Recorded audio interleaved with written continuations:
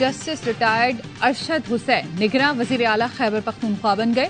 Governor Khyber Pakhtunkhwa نے نئے نگراں وزیر اعلیٰ کی سمری پر دستخط کر دیے۔ سابق وزیر اعلیٰ محمود خان اور اپوزیشن لیڈر اکرم خان درانی نے نگراں وزیر اعلیٰ خیبر پختونخوا کے لیے جسٹس ریٹائرڈ ارشد حسین شاہ کے نام پر اتفاق کیا تھا۔ اکرم خان درانی کہتے ہیں مختلف ناموں پر غور کے بعد جسٹس ریٹائرڈ ارشد حسین کے نام پر اتفاق ہوا۔ پی ٹی آئی رہنما ظاہر شاہ تور کا نگراں وزیر اعلیٰ مقرر کرنے پر رد عمل، کہا گورنر خیبر پختونخوا نے آئینی اختیارات سے تجاوز کیا، انہیں آئینی بحران پر صدر کو خط لکھنا چاہیے تھا۔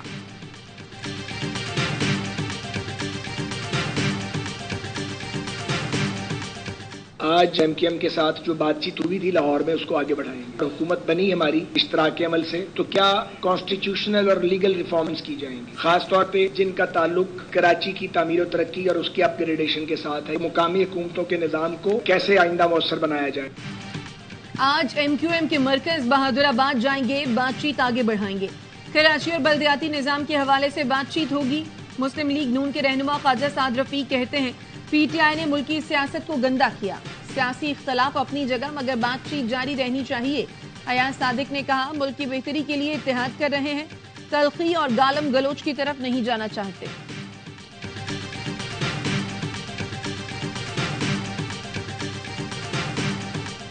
2018 کی روایات کو دہرایا جاتا ہے تو پھر ہمیں اس قسم کے انتخابات قابل قبول نہیں ہوں گے، اور ہم مزاحمت کے لیے اپنے کارکن کو ابھی سے تیار کر رہے ہیں، پہلے سے زیادہ مزاحمت کریں گے۔ مسلم لیگ نون ہر جگہ نہیں ہے، 2018 کی تاریخ دہرائی گئی تو الیکشن قبول نہیں کریں گے، پہلے سے زیادہ مزاحمت کریں گے۔ جے یو ایف اے کے رہنما عبدالغفور حیدری کہتے ہیں ملک کی سطح پر ابھی کسی جماعت سے اتحاد کا فیصلہ نہیں ہوا، قیادت نے صوبوں میں سیٹ ٹو سیٹ ایڈجسٹمنٹ کی اجازت دی ہے۔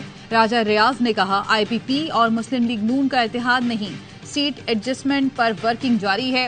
مسلم لیگ نون کو پنجاب میں اتحاد کی ضرورت نہیں، پنجاب میں کلین سویپ کرے گی۔ صہیونی فوج کا غزہ میں الشفا اور القدس اسپتال کا محاصرہ، بجلی بند ہونے سے الشفا اسپتال میں بلیک آؤٹ، مریضوں کا علاج مشکل ہو گیا۔ عالمی ادارہ صحت کا کہنا ہے الشفا اسپتال سے رابطہ منقطع ہے، کتنی اموات ہو رہی ہیں اعداد و شمار نہیں بتا سکتے۔ فلسطینی ہلال احمر کا کہنا ہے اسرائیلی ٹینک القدس اسپتال کے قریب پہنچ گئے، القدس اسپتال میں 14,000 جبکہ الشفا اسپتال میں 20,000 فلسطینی پناہ لیے ہوئے ہیں۔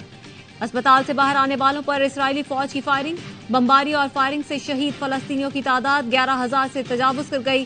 اقوام متحدہ کا کہنا ہے عالمی قوانین کا احترام کرتے ہوئے اسپتال کو نشانہ نہ بنایا جائے۔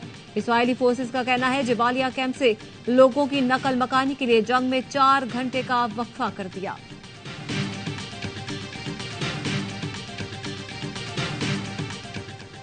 کچھ کریں اس سے پہلے کہ بہت دیر ہو جائے، ترجمان غزہ وزارت داخلہ کی عرب اور اسلامی ریاستوں سے پھر اپیل۔ پیغام نے کہا عرب اور اسلامی دنیا کے رہنماؤں سے مطالبہ کرتے ہیں کہ غزہ پر اسرائیلی قبضے کے خلاف عملی اقدامات کریں، امریکی انتظامیہ پر اسرائیلی جارحیت رکوانے کے لیے دباؤ ڈالیں۔ ہمارے لوگوں کی نسل کشی ہو رہی ہے اور ظالم دنیا دیکھ رہی ہے۔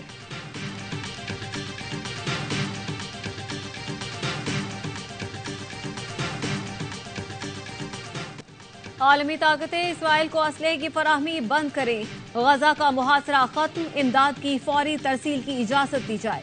ریاض میں عرب لیگ اور OIC سے ہنگامی اجلاس کا مشترکہ اعلامیہ، اسرائیلی حملوں کو حق دفاع کے طور پر بیان کیا جانا مسترد، اسرائیلی دہشت گردی، جنگی جرائم اور قتل عام کی مذمت، عالمی عدالت انصاف سے تحقیقات کا مطالبہ، مسلم لیڈرز واضح پیغام دینے میں ناکام رہے۔ غزہ میں قتل عام کے 36 روز بعد بلائے گئے اجلاس میں روایتی تقریریں، جنگ بندی کی تکرار، اسرائیل کو الٹیمیٹم دیا، نہ مغربی قوتوں کو للکارا، ترک اور ایرانی صدور کا سخت موقف۔ ابراہیم رئیسی نے کہا اسلامی ملکوں کو اسرائیل کا مکمل بائیکاٹ کرنا پڑے گا، مصر غزہ میں امداد پہنچانے کے لیے تعاون فراہم کرے۔ طیب اردوان نے کہا غزہ پر اسرائیلی بمباری پر دنیا کی خاموشی شرمناک ہے، مسجد اقصی ہمارے لیے ریڈ لائن ہے۔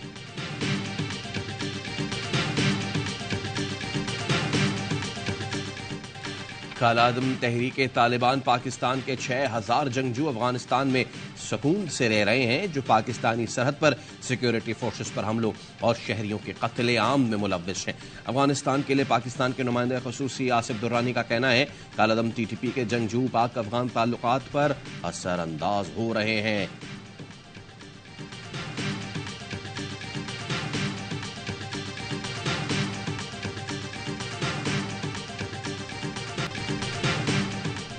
انتخابات تک کسی بھی ادارے کی نجکاری کے امکانات کم ہیں۔ حکومت نے آئی ایم ایف کو نجکاری پروگرام پر پیش رفت سے آگاہ کر دیا۔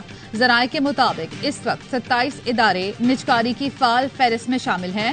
پی آئی اے کی نجکاری آئندہ سال فروری کے آخر تک متوقع۔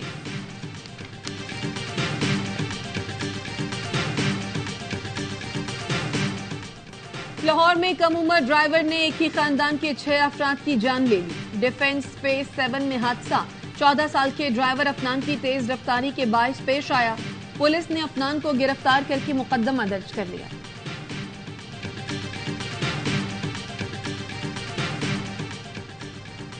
کراچی کے علاقے ناظم آباد میں فائرنگ سے زخمی سرکاری اہلکار دم توڑ گیا۔ پولیس کا کہنا ہے 3 موٹر سائیکل سوار ملزمان فائرنگ کر کے فرار ہو گئے۔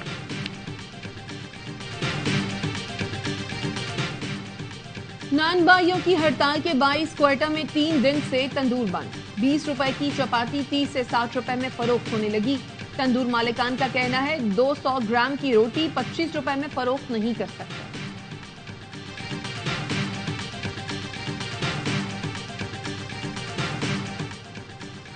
دھاویجی پمپنگ اسٹیشن سے کراچی کو پانی سپلائی کرنے والی 72 انچ قطر کی پائپ لائن پھٹ گئی۔ لاکھوں گیلن پانی ضائع۔ کراچی کے متعدد علاقوں کو پانی کی فراہمی متاثر۔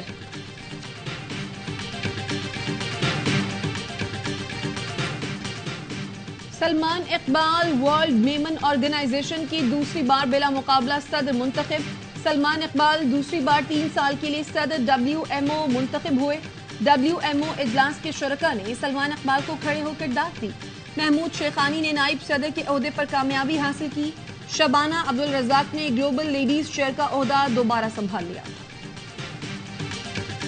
ورلڈ کپ کے آخری لیگ میچ میں بھارت اور نیدرلینڈز مد مقابل۔ بھارت کی بیٹنگ جاری، اوپنرز کی نصف سینچریاں۔ میگا ایونٹ کا پہلا سیمی فائنل بدھ کو بھارت اور نیوزی لینڈ کے درمیان ممبئی میں کھیلا جائے گا۔ دوسرے ناک آؤٹ مقابلے میں آسٹریلیا اور جنوبی افریقہ 16 نومبر کو کولکتہ میں ٹکرائیں گے۔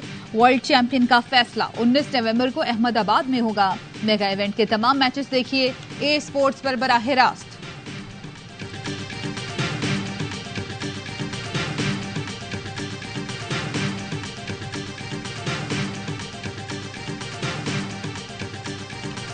ورلڈ کپ میں ناکامیاں سمیٹ کر قومی کھلاڑی آج سے ٹولیوں کی صورت میں وطن واپس پہنچیں گے۔ میگا ایونٹ میں پاکستان کا سفر پہلی بار 5 شکستوں کے ساتھ ختم ہوا۔ بیٹنگ چلی نہ بالنگ، فیلڈرز کے بھی ہاتھ پاؤں پھولے رہے، کئی اہم کیچ گرائے۔ کپتان بابر اعظم کہتے ہیں افسوس ہے ورلڈ کپ کا اچھا اختتام نہیں کر سکے۔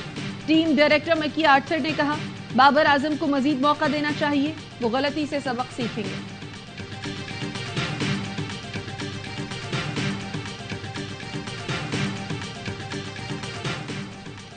ہر لمحہ پرجوش میں ورلڈ کپ کا جوش عروج پر۔ معروف میزبان ہارون رفیق آج بنیں گے مہمان، سامنا کریں گے وسیم بادامی کے معصوبانہ سوالات کا۔ اظہر علی، باسط علی اور کامران اکمل دیں گے کرکٹ پر ماہرانہ رائے۔ مصطفیٰ چودھری اور عادی لگائیں گے کامیڈی کا تڑکا۔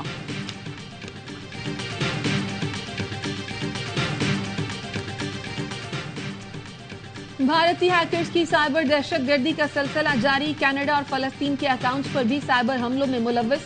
قطر میں بھارتی بحریہ کے سابق افسران کو اسرائیل کے لیے جاسوسی پر سزائے موت دی گئی۔ عالمی سطح پر بھارتی ہیکرز پر بین الاقوامی قوانین کے تحت مکمل پابندی کا مطالبہ۔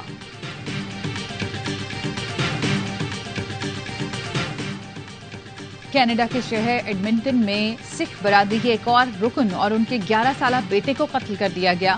شاپنگ پلازا کے باہر ہرپریت سنگھ کی گاڑی پر فائرنگ کی گئی۔ کینیڈا میں سکھ برادری کے ارکان کا کہنا ہے ہرپریت اور اس کے بیٹے کے قتل میں بھارتی حکومت کے ایجنٹ ملوث ہو سکتے ہیں۔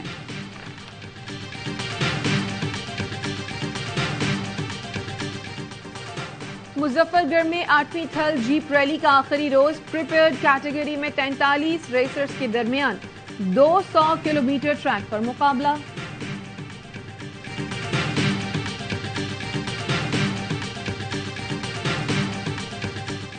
اور پاکستان سمیت دنیا بھر میں ہندو برادری دیوالی کا تہوار منا رہی ہے. مختلف شہروں میں تقریبات. شرکا نے دیوالی کے تہوار پر خوشی کے پیغامات دیے.